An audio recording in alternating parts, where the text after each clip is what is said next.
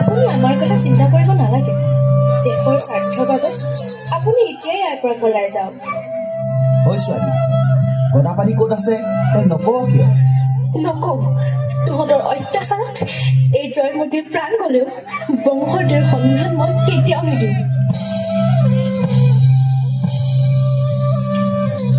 আইদেউ, আপোনাৰ ত্যাগৰ বিনিময়ত আমি আজি জয়মতী চিনেমাখনৰ শ্বুটিং সম্পূৰ্ণ কৰিলোঁ।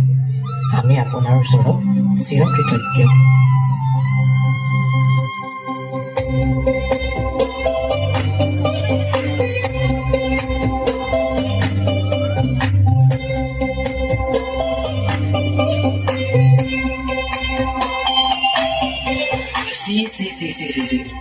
এগৰাকী ছোৱালী হৈ পৰপুৰুষক বঙহৰ দেউৰী সম্বোধন কৰি চিনেমা কৰি দেখুৱাব আহিছ।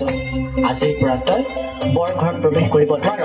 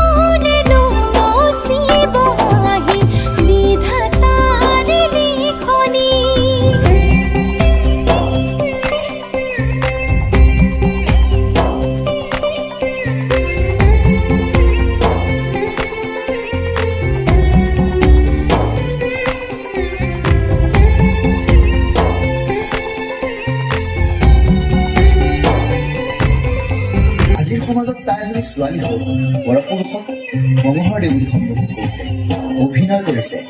তাই আমাৰ সমাজলৈ কলংক সানি আনিছে। তাইক ঘাটে পানীয়ে নিষেধ কৰা হয় আৰু তাইক যাতে কোনেও বিয়া নকৰায়, আৰু যোন পুৰুষে তাইক বিয়া কৰাব তেওঁক আমাৰ সমাজৰ পৰা এঘৰীয়া কৰা হয়।